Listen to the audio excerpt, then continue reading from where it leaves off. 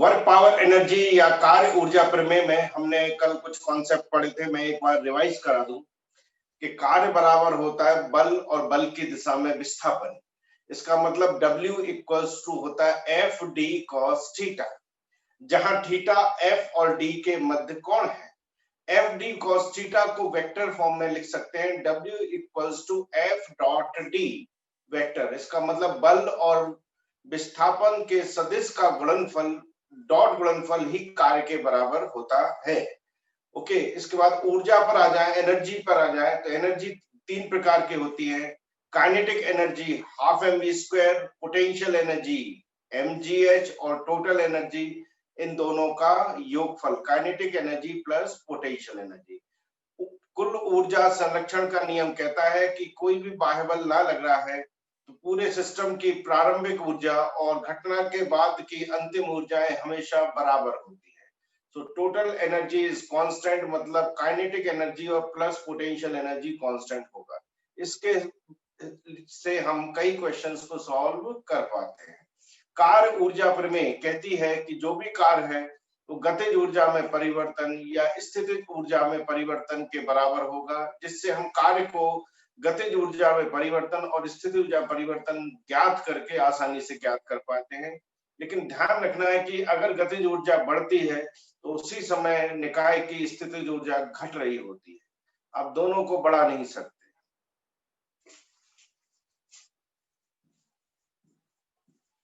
देखिए, पहला क्वेश्चन में बल और विस्थापन का सदिश दिया गया है, तो आपको पता है कि कार्य बराबर होता है एफ डॉट डी वेक्टर।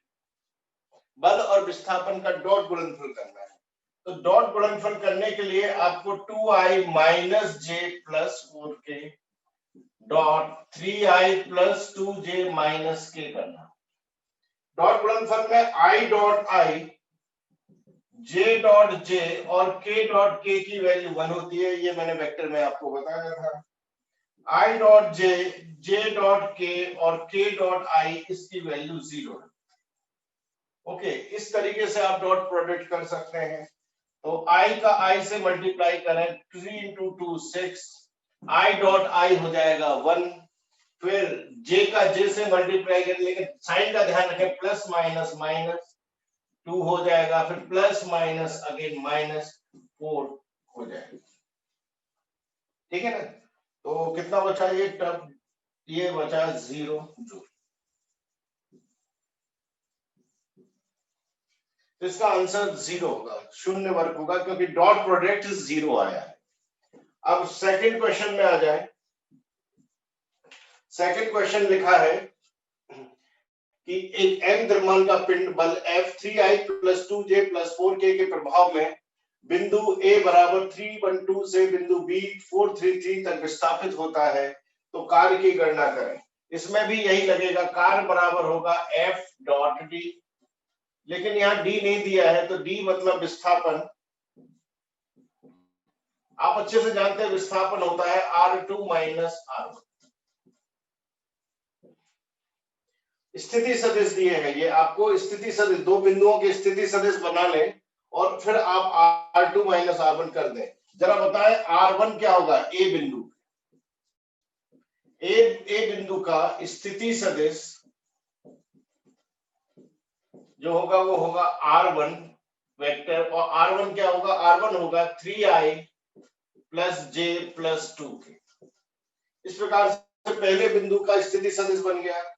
अब बी बिंदु का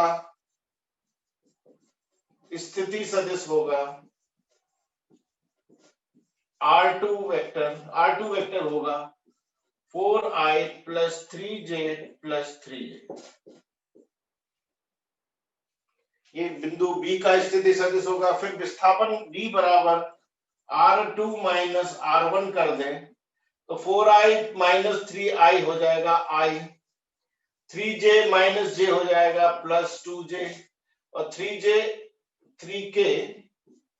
3k माइनस 2k होगा प्लस k, और ये हो गया विस्थापन सदिश। फिर कार्य निकालने के लिए आप F डॉट D करेंगे।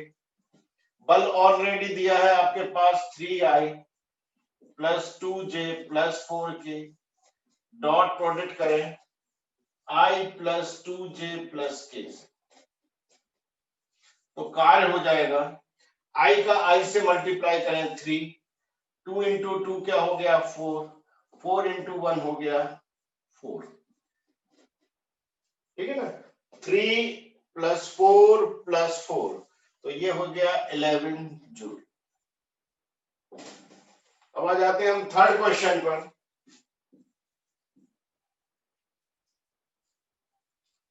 तो थर्ड क्वेश्चन है 2 किलोग्राम का द्रव्यमान पर बल F बराबर 3x² प्लस 2x माइनस 7 कार्यरत है, जिसके कारण यह द्रव्यमान x बराबर 0 से x बराबर 5 मीटर तक विस्थापित होता है, तब किए गए कार्य का मान ज्ञात करें। मैं आपको बता चुका हूं कि अगर बल परिवर्ती हो या समीकरण दिया हो तब कार्य निकालने के लिए आपको समाकलन करना चाहिए, इंटीग्रेशन f dx x1 से x2। इस फॉर्मूले का आपको उपयोग करना था, ये सब मैं आपको बता चुका हूं। तो इसमें हम लिखेंगे 3x² plus 2x minus 7 into dx integration 0 से 5 के बीच। अब इंटीग्रेशन आपको बेसिक आना चाहिए। इंटीग्रेशन में आपको बता चुका हूं कि x की पावर n dx होता है x की power n plus 1 upon n plus 1। इससे आप इंटीग्रेशन कर सकते हैं। तो इसका इंटीग्रेशन होगा 3x³ by 3 plus 2x² by 2 और 7 कांस्टेंट का 0 नहीं होता, 7x हो जाएगा। याद रखना इंटीग्रेशन dx जो होता है वो x होता है। तो फिर हमने इसको लोअर लिमिट और अपर लिमिट लिख के 0 और 5 लिख देना। आगे सॉल्व करोगे तो 3 से 3 काट दो, 2 से 2 काट दो, सभी जगह x की वैल्यू 5 रखेंगे तो ये हो जाएगा 125 प्लस 25 माइनस 35। ये x बराबर 5 रखा और जब हमने x बराबर 0 रखा तो ये सब कुछ 0 हो जाएगा। अब अगर आप इसको कैलकुलेट करें तो ये 150 हो जाएगा। 150 में से 35 जाएगा तो कितना बचेगा 115 जूल। एक बार वो चेक कर लेते हैं। 3x³ by 3 plus 2x² by 2 minus 7x। 3 से 3 गया, 2 से 2 गया, फिर x की जगह 5 रखा तो ये हो जाएगा 125। x² को 25 लिखोगे और 7 5 35 हो जाएगा। तो 150 माइनस 35 115 जूल। इस प्रकार से आप देख सकते हो ये तीनों आंसर आ चुके हैं। तो टॉपिक यही है कि 2 प्रकार के बल होते हैं, ठीक है। 2 प्रकार के बल होते हैं, एक कहलाता है संरक्षी बल और दूसरा कहलाता है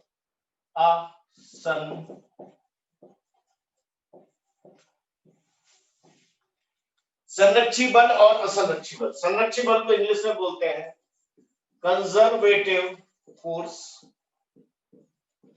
और इसको FC से लिखते हैं, FC, और इनको बोलते हैं नॉन कंजर्वेटिव फोर्स। तो 2 प्रकार के बल को कैटेगराइज किया गया है, एक संरक्षी बल है और एक असंरक्षी बल। संरक्षी और असंरक्षी बलों में अंतर क्या है? पहला अंतर है कि जो संरक्षी बल है इसके द्वारा किया गया कार्य वस्तु की प्रारंभिक और अंतिम स्थिति के बीच की दूरी अर्थात विस्थापन पर निर्भर करता है, जबकि असंरक्षी बल द्वारा किया गया कार्य वस्तु की वास्तविक दूरी पर निर्भर करता है। इसका मतलब ये विस्थापन से संबंधित फलन है और ये दूरी से संबंधित फलन। तो पहला अंतर यही है और यही सबसे मेन अंतर है कि संरक्षी बल द्वारा किया गया कार्य वस्तु की प्रारंभिक स्थिति व अंतिम स्थिति के मध्य विस्थापन पर निर्भर करता है। जबकि असंरक्षी बल में क्या होगा कि असंरक्षी बल द्वारा किया गया कार्य वस्तु के द्वारा तय की गई कुल दूरी पर निर्भर करता है। ये मेन अंतर है, वो दूरी पर निर्भर करेगा और ये विस्थापन पर निर्भर करेगा। दूसरा अंतर कार्य निकालने के लिए आप करेंगे F डॉट डी, जहां डी क्या है, विस्थापन है ना, या F dot R2 minus R, है ना। बहुत क्लियर है, यहाँ डी क्या है, विस्थापन। विस्थापन क्या होता है, प्रारंभिक और अंतिम के बीच की न्यूनतम दूरी कहलाती है। प्रारंभिक और अंतिम बीच के बीच की शॉर्टेस्ट डिस्टेंस पर डिपेंडेंट है, जबकि ये एक्चुअल डिस्टेंस पर डिपेंडेंट है। और यहाँ जो कार्य होगा वो होगा बल इनटू ये दूरी, वास्तविक दूरी, ठीक है ना। इसमें आपको थीटा एंगल वगैरह लेने की जरूरत नहीं पड़ती है, लेकिन यहाँ आपको विस्थापन है इसलिए क्या है, आपको एंगल वगैरह सब लेके डॉट प्रोडक्ट वेक्टर वगैरह यूज करना पड़ता है। लेकिन यहाँ सिंपल होता है, कार्य बराबर बल गुणित दूरी। तीसरा पॉइंट है, यह पथ फलन है और यह बिंदु फलन है। यह बिंदु फलन है। क्यों है बिंदु फलन? क्योंकि यह प्रारंभिक और अंतिम स्थिति पर निर्भर करता है। मतलब पहले कहां थे और लास्ट में कहां हो, इस पर डिपेंडेंट है। बीच में कहां से कहां थे, इस पर डिपेंडेंट नहीं है। जबकि यह पथ फलन है। पथ फलन है, पथ फलन है मतलब ये रास्ते पर इसलिए निर्भर करता है क्योंकि ये दूरी पर निर्भर करता है। दूरी मतलब रास्ते में आप जहां जैसा जाओगे तो दूरी के दौरान जो भी पथ जैसा मिलेगा उस पर डिपेंडेंट है। अगर हम इसके उदाहरण देखें तो उदाहरण है स्प्रिंग का बल, गुरुत्वाकर्षण का बल, विद्युत बल आदि। स्प्रिंग का बल हुआ, गुरुत्वाकर्षण बल हुआ, न्यूटन का जो नियम है, विद्युत बल है, कूलाम का नियम है, ये सभी जो है ये संरक्षी बल की कैटेगरी में संरक्षी बल की कैटेगरी में। जबकि सभी प्रकार के गति विरोधी बल, सारे गति विरोधी बल जैसे घर्षण बल, हवा का प्रतिरोध बल, श्यान बल आदि, जितने भी गति विरोधी बल होते हैं, घर्षण बल, श्यान बल जो द्रव के कारण लगता है, हवा का प्रतिरोध बल जो गति को विरोध करते हैं, ये सभी जो बल है इनको हम संरक्षी बल कहते हैं। और इनके द्वारा किया गया कार्य होता है बल गुणित वस्तु द्वारा तय की गई दूरी। एक और महत्वपूर्ण अंतर है,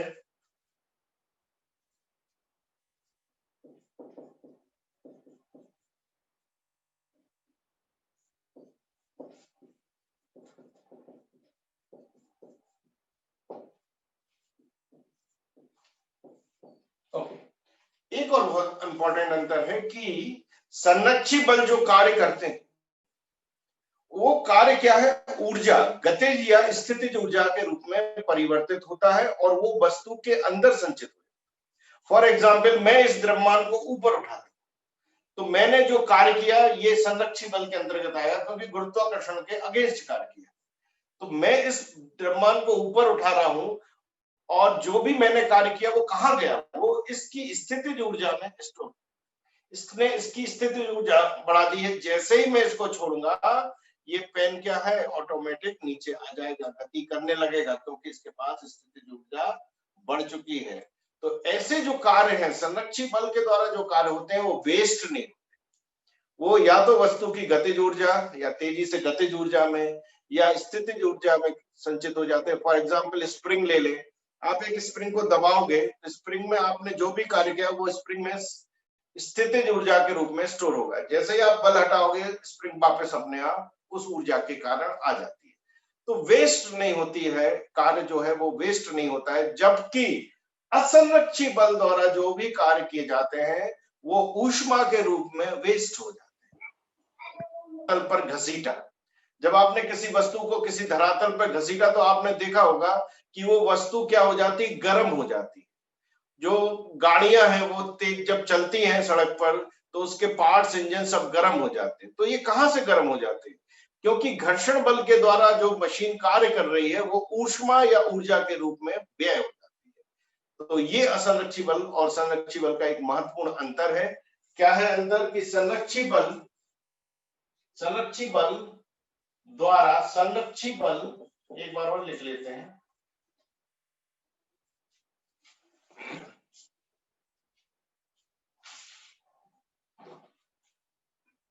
संरक्षी बल द्वारा किया गया कार्य वस्तु में गतिज ऊर्जा या स्थितिज ऊर्जा के रूप में संचित हो जाता है। ठीक है। और असंरक्षी बल का अंतर लिखेंगे हम कि असंरक्षी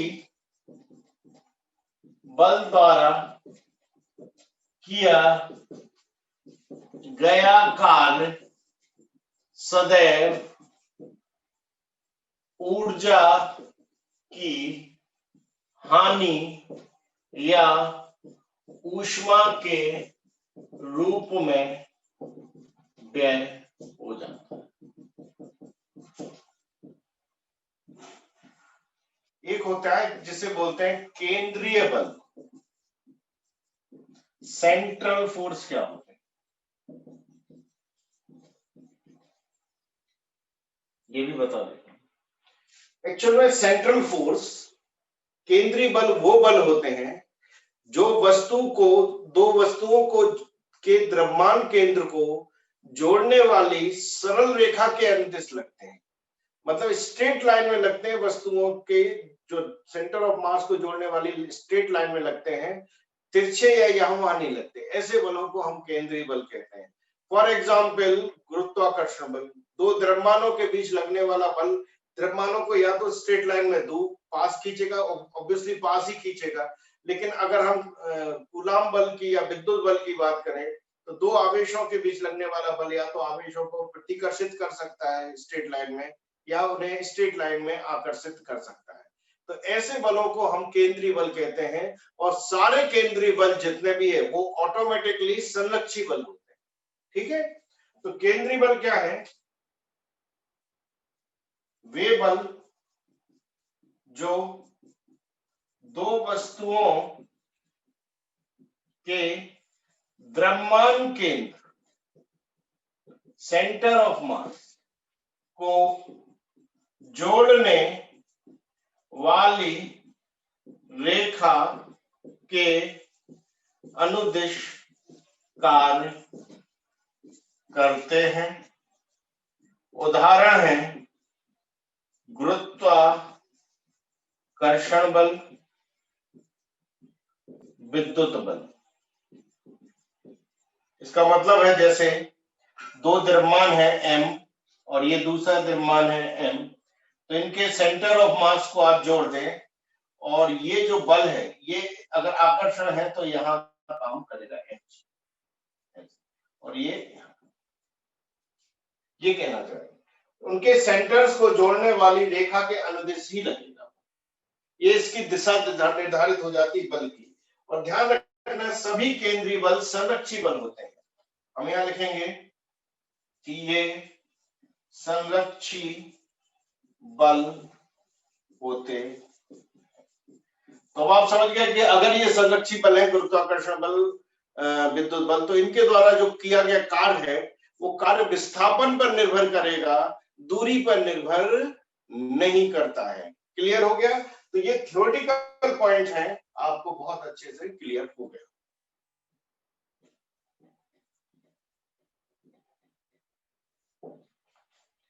तो जो न्यूमेरिकल आते हैं संरक्षी बल पर और कार्य से संबंधित, वो एक फॉर्मूले पर बेस्ड होते हैं कि संरक्षी बल व स्थितिज ऊर्जा में संबंध, इस पर बेस्ड होते हैं। वो वस्तु की स्थितिज ऊर्जा है, U अगर हम वस्तु की स्थितिज ऊर्जा है या U को हम वस्तु की स्थिति ऊर्जा से निरूपित करें, तब संरक्षी बल Fc का मान माइनस du बाई dr होता है,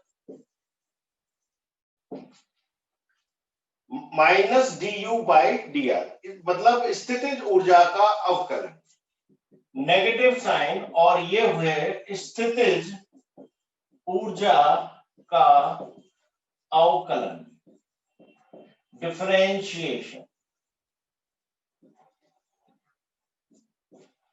ठीक है ना? नेगेटिव साइन और स्थितिज ऊर्जा का आपको डिफरेंशिएशन करना है, जिससे आपको संरक्षी बल मिल जाएगा।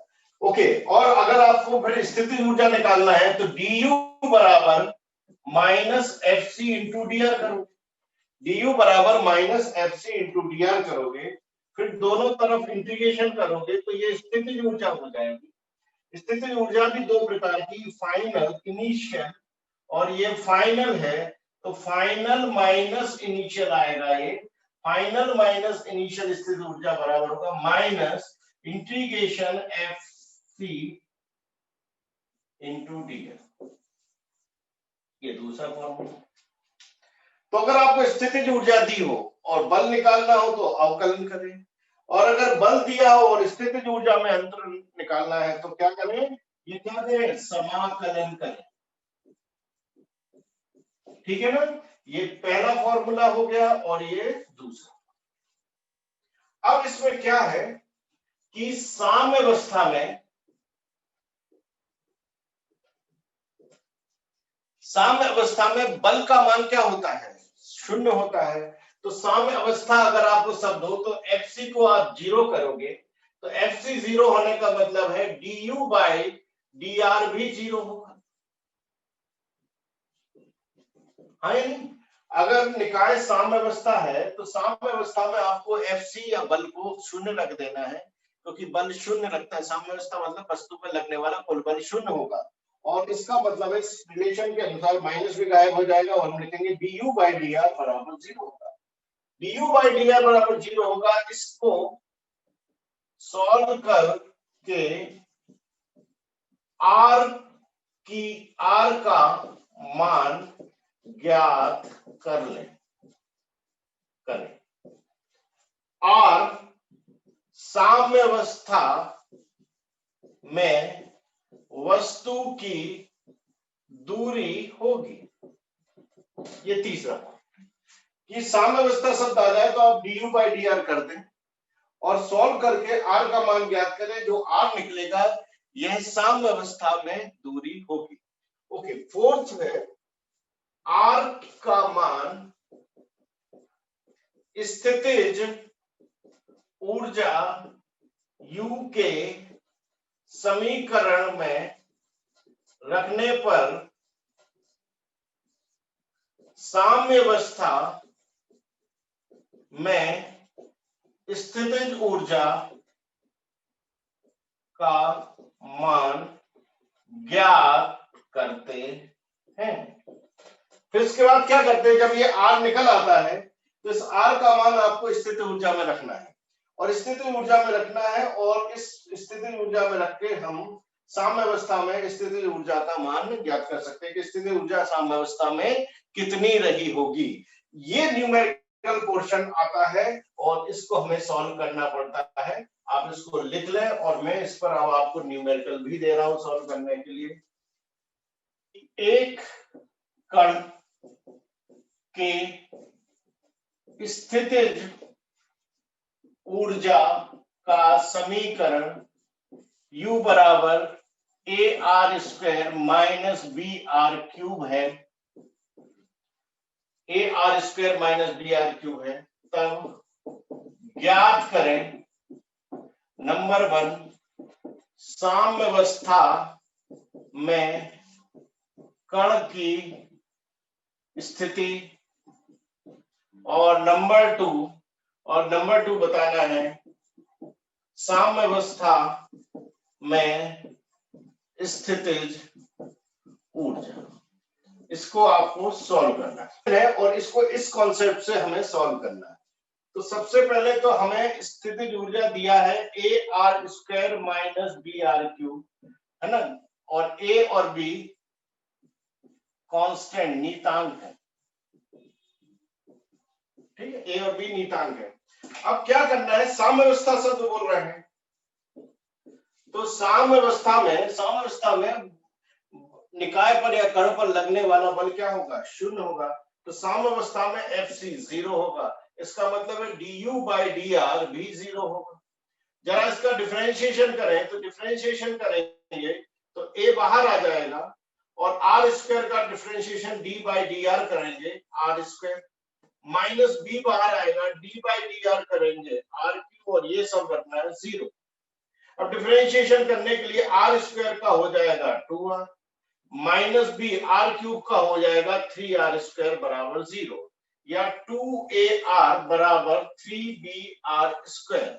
R से R चला गया माइनस, ये इसको मैंने इधर शिफ्ट कर दिया है, तो R बराबर आ गया 2A/3B। ये है आंसर 1। तो du/dr करने से हमें डिफरेंशिएशन बहुत आसान है, आपको आता होगा। R² को 2r, R³ को 3r² लिखा है, बीच में माइनस है, इसको यहाँ लाएंगे तो प्लस हो जाएगा। सॉल्व किया, R से R कैंसिल हुआ और R बराबर 2A/3B आ गया। तो ये वो दूरी है जब कण साम्यावस्था में होगा, मूल बिंदु से इतनी दूरी पर 2A/3B दूरी पर ये कण जो है वो साम्यावस्था में होगा। अब हम निकालेंगे इसका आंसर नंबर 2, स्थितिज ऊर्जा।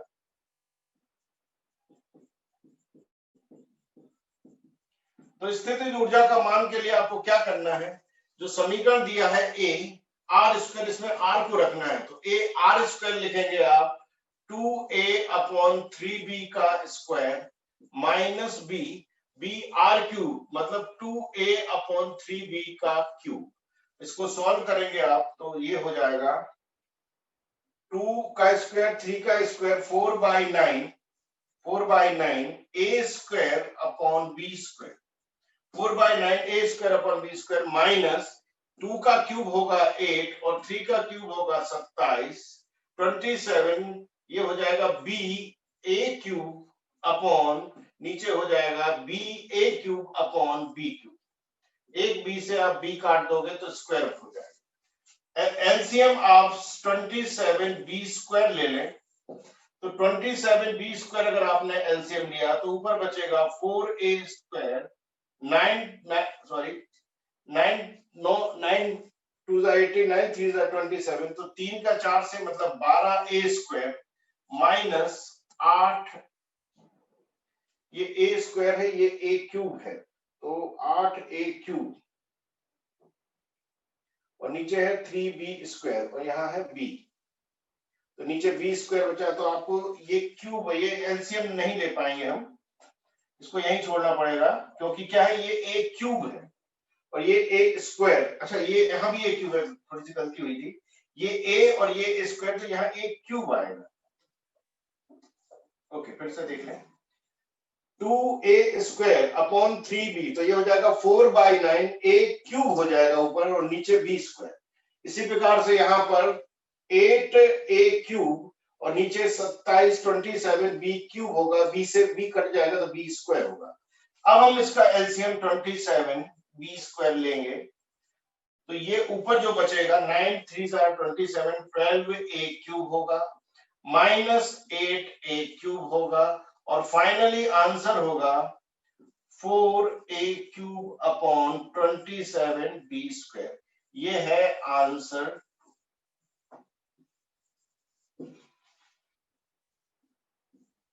कि साम्यावस्था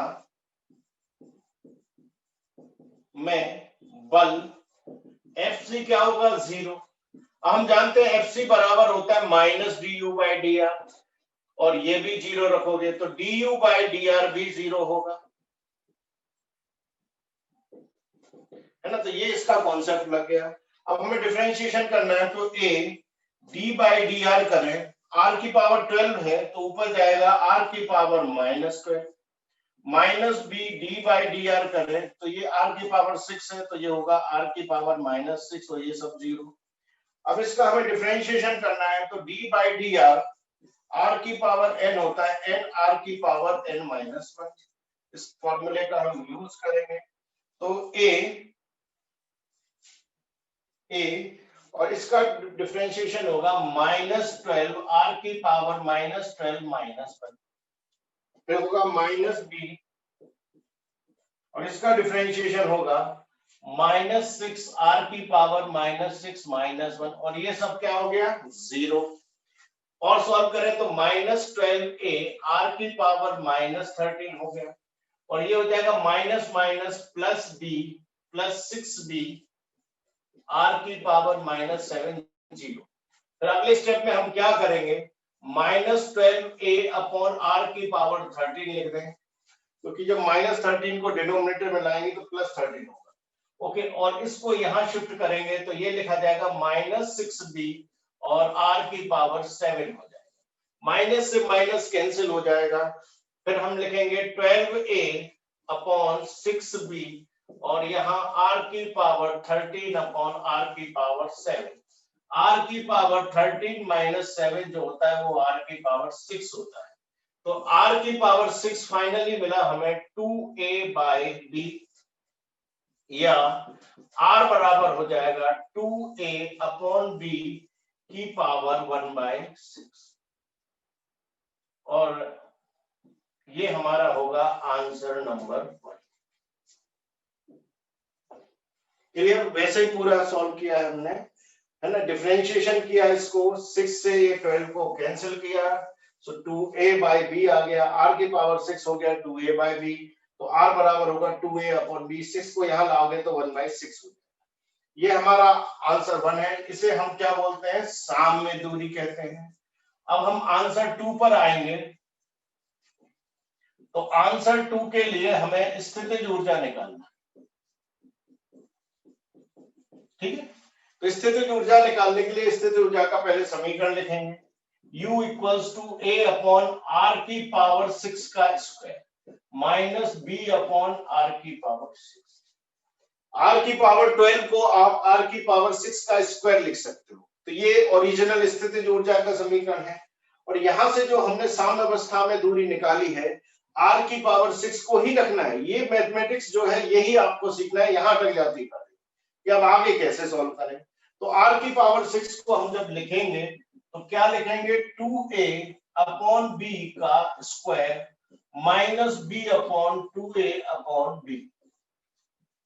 तो u बराबर हो जाएगा a, b का स्क्वायर ऊपर जाएगा और नीचे हो जाएगा 4a स्क्वायर माइनस, फिर से ये b ऊपर जाएगा तो ये हो जाएगा b स्क्वायर बाय 2a।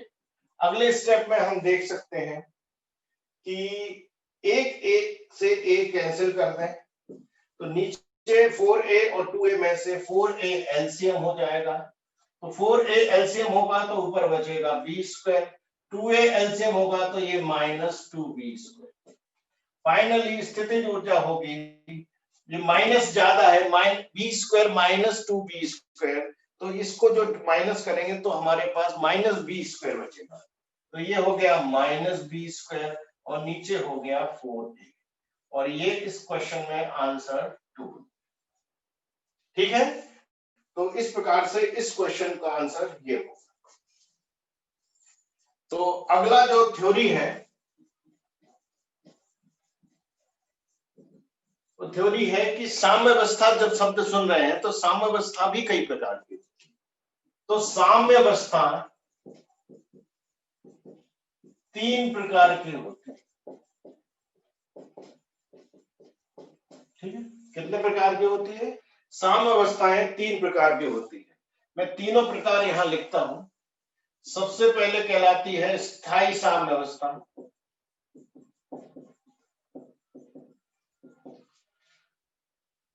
दूसरी कहलाती है अस्थाई साम्य अवस्था,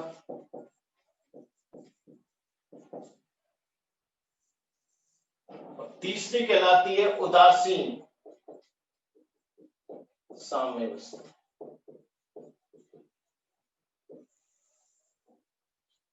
तो साम्य अवस्था तीन प्रकार की होती है। सबसे पहले साम्य अवस्था होती क्या है? साम्य अवस्था में जो कुल बल है परिणामी बल का सदिश शून्य होगा। साम्य अवस्था तब आती है जब निकाय पर जो कुल बल है वो क्या होता है? जीरो होता है। इसे हम साम्य अवस्था कहते हैं। तो कुल बल जब शून्य होता है तो साम्य अवस्था को भी तीन प्रकार से कैटेगराइज किया जाता है ऊर्जा के आधार। किसके आधार पर? ऊर्जा के आधार पर। स्थायी साम्य अवस्था जो होती है, इसका मैं एक चित्र बनाऊंगा आपको, इससे आप समझ जाओगे कि क्या है स्थायी साम्य अवस्था। सपोज ये एक प्याला है, कप है, और इसमें एक वस्तु यहां है और इसको हम यहां शिफ्ट करते हैं, ठीक है। अब अगर इस प्याले को ऐसा रख बना दें और वस्तु को यहां रख के फिर यहां शिफ्ट करें, यह है शिफ्ट।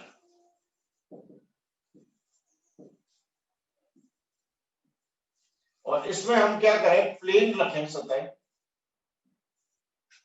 और वस्तु को यहां शिफ्ट करें।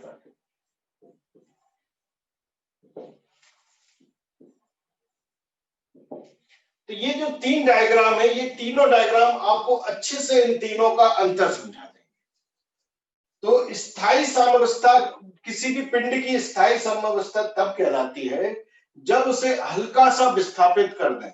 जब पिंड को हल्का सा विस्थापित करें और पिंड वापस अपनी पूर्व अवस्था में लौटे। अगर वो अपनी पूर्व अवस्था में वापस आ जाता है तो फिर वो स्थायी साम्यावस्था कहलाती है, मतलब परमानेंट है।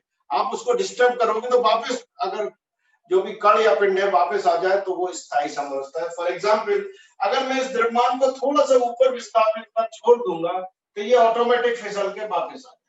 इसी को बोलते हैं स्थायी साम्यावस्था। जब कण को हल्का सा विस्थापित कर छोड़ दिया जाए तब वह अपनी पूर्व अवस्था में वापस आ जाता है। तो स्थायी साम्यावस्था कहलाती है। कोई भी कण स्थायी साम्यावस्था में चेक करने के लिए आपको क्या करना है? उसे हल्का सा विस्थापित कर छोड़ दें। जैसे ही आप उसको हल्का सा विस्थापित कर छोड़ दोगे, यदि वह बलों के कारण, जो बल है, बल लगने लगेंगे उस पर, उन बलों के कारण यदि यह पूर्व वापस आ जाए, अपनी पहले वाली अवस्था में वापस आ जाए, जैसे मैंने इसको यहां शिफ्ट किया तो ये वापस आ जाए, आएगा कि नहीं? वापस आएगा। तो अगर निकाय वापस आ जाए तो ये स्थायी साम्यावस्था की कंडीशन है। तो इस चित्र में जो निकाय है, या सॉरी जो पिंड है, वो स्थायी साम्यावस्था में कहलाएगा। तो इसको थोड़ा सा हल्का सा विस्थापित करेंगे और छोड़ देंगे तो वापस mg sin थीटा इसको नीचे खींच लेगा और mg sin थीटा से ये वापस अपनी पूर्व अवस्था में ही आ जाएगा। इसलिए ये हम स्थायी साम्यावस्था कहा जाएगा। इंग्लिश में बोलते हैं इसको स्टेबल इक्विलिब्रियम। अब आ जाते हैं हम अस्थायी साम्यावस्था में। तो ठीक इसका उल्टा है कि कण को हल्का सा, हल्का मतलब हल्का नहीं होता है, थोड़ा सा विस्थापित करने पर, कण को थोड़ा सा विस्थापित करने पर यदि वह वापस पूर्व अवस्था में नहीं आता तो अस्थाई साम्यावस्था में होगा। देखिए सबसे पहले तो क्या ये साम्यावस्था में है? बिल्कुल है। अगर हम पिंड को इस प्याले के टॉप पे रखेंगे तो यहाँ बल शून्य होगा, जैसे यहां भी बल शून्य था। तो ये दोनों साम्यावस्थाएं तो है, स्थिर है द्रव्यमान, इसमें भी स्थिर था, इसमें भी स्थिर था। लेकिन जब हमने इसमें विस्थापित करा तो ये वापस आ गया, और अगर आपने इसको विस्थापित किया, शिफ्ट किया, तो ये परमानेंटली नीचे चला जाएगा। ये जो द्रव्यमान है ये वापस नहीं आ पाएगा, ये परमानेंटली mg sin थीटा से नीचे चला जाएगा। इसलिए ये साम्यावस्था तो है, लेकिन ये अस्थायी साम्यावस्था। अब उदासीन में आ जाए तो उदासीन में आप देखें FC0 है, साम्यावस्था है। अब इसे हमने हल्का सा विस्थापित किया और ये यहीं स्टॉप हो गया, रुक गया, वापस नहीं आया, ना आगे गया ना पीछे गया। तो इस प्रकार की साम्यावस्था को उदासीन साम्यावस्था कहते हैं। कण को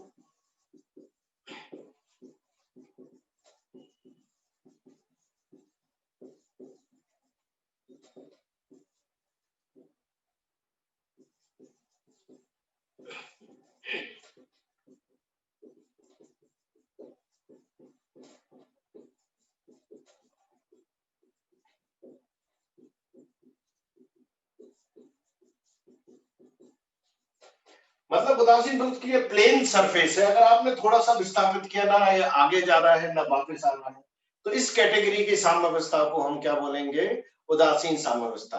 तो आप साम्यावस्था समझ गए कि वस्तु पर बल तो शून्य हो जाता है, वस्तु स्थिर हो जाती है, लेकिन ये चेक करना है कि वो स्थायी साम्यावस्था है, अस्थायी है कि उदासीन है। उसके लिए आपको एक ट्रिक लगाना पड़ती है, वस्तु को हल्का सा विस्थापित करो, यदि सारे बल उस वस्तु को वापस अपनी अवस्था पे ले आए तो वो स्थायी साम्यावस्था कहलाएगी, और अगर वस्तु विस्थापित परमानेंटली हो जाए तो वो अस्थायी रही होगी। और अगर हम उसको विस्थापित करके छोड़े और फिर ना वापस लौटे ना आगे जाए तो इसे हम उदासीन साम्यावस्था कहते हैं। अच्छा, इस अवस्था में ऊर्जा का बहुत इंपॉर्टेंट होता है कि ये ध्यान रखना है कि स्थायी साम्यावस्था में स्थितिज ऊर्जा का मान न्यूनतम मिनिमम होता है। ये बहुत इंपॉर्टेंट पॉइंट है कि स्थायी साम्यावस्था में अगर हम स्थितिज ऊर्जा नापे तो न्यूनतम होता है। यही कारण है कि हर वस्तु अपनी न्यूनतम स्थितिज ऊर्जा में रहना चाहती है, तो जैसे हम छोड़ते हैं वापस वस्तु वहीं आ जाती है, क्योंकि हर निकाय हर वस्तु अपनी स्थितिज ऊर्जा को मिनिमम ही रखना चाहती है। तो डेफिनेटली स्थायी साम्यावस्था स्टेबल इक्विलिब्रियम में जो ऊर्जा होगी वो मिनिमम रही होगी, न्यूनतम होती है। ये इसका एक ट्रिक पॉइंट है जो बहुत इंपॉर्टेंट है। अब आपको पता है कोई भी मिनिमम या मैक्सिमम चीज होती है तो हम उसका डिफरेंशिएशन करेंगे तो वो जीरो प्रूफ होता है ना?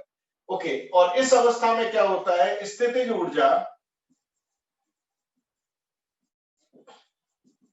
का मान अधिकतम होता है।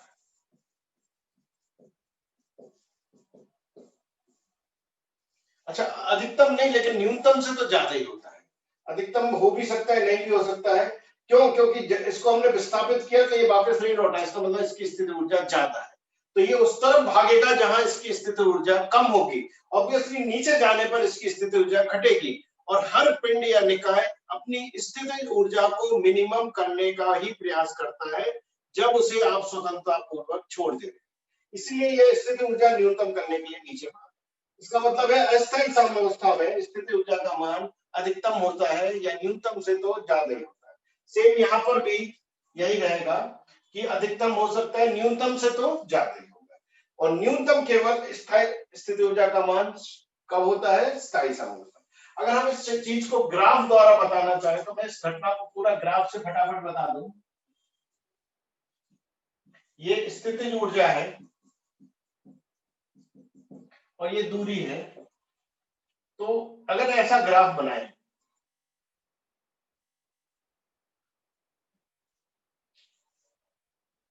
तो आप पहचान सकते हो कि कब वस्तु स्थायी साम्यावस्था में और कब नहीं है। तो ये जो स्थिति है ए, इस समय स्थितिज ऊर्जा इसकी मिनिमम है। तो ये इस ए स्थिति पर जो आर पोजीशन है, ये हम इसको बोलेंगे स्थायी साम्यावस्था। ये ग्राफ है, स्थितिज ऊर्जा का ग्राफ है, ये अब ये स्लोप कप नहीं बना है। अगर ये कोई ऐसा ग्राफ बनाए तो जहां स्थितिज ऊर्जा सबसे कम होगी वो कण की स्थायी साम्यावस्था कहलाएगी, और यहाँ पर जो कण की ऊर्जा जो है यू जो है वो मैक्सिमम है, इसलिए हम इसको अस्थायी कह सकते हैं, अस्थायी साम्यावस्था कह सकते हैं। और यहाँ पर जो कण की ये बी पॉइंट है और ये सी पॉइंट पर अगर कहें तो सी पॉइंट पर वस्तु उदासीन साम्यावस्था में रहेगी, क्योंकि इसकी ऊर्जा नियत रहेगी, इसकी ऊर्जा में कोई भी चेंज नहीं हो रहा है। तो ये उदासीन, सी पॉइंट उदासीन को बताएगा, बी पॉइंट अस्थायी साम्यावस्था को बताएगा और ए पॉइंट इसकी स्थायी साम्यावस्था को बताएगा। तो ये थ्योरी आपकी साम्यावस्था से रिलेटेड बिल्कुल क्लियर हो गई होगी कि कैसे हम स्थायी, अस्थायी और उदासीन साम्यावस्था को चेक करते हैं। इसके अलावा मैथमेटिकली लिख सकते हैं कि डी यू मिनिमम अगर है तो अपॉन डी आर बराबर 0 होगा। कब? स्थायी साम्यावस्था में। ये है ना थ्योरी, ये की पॉइंट है, इसको ध्यान रखना है की पॉइंट को, कि स्थितिज ऊर्जा का डिफरेंशिएशन, चूंकि स्थितिज ऊर्जा मिनिमम होती है तो स्थितिज ऊर्जा का डिफरेंशिएशन हर हालत में 0 होगा। कब? अगर वो स्थायी साम्यावस्था में है।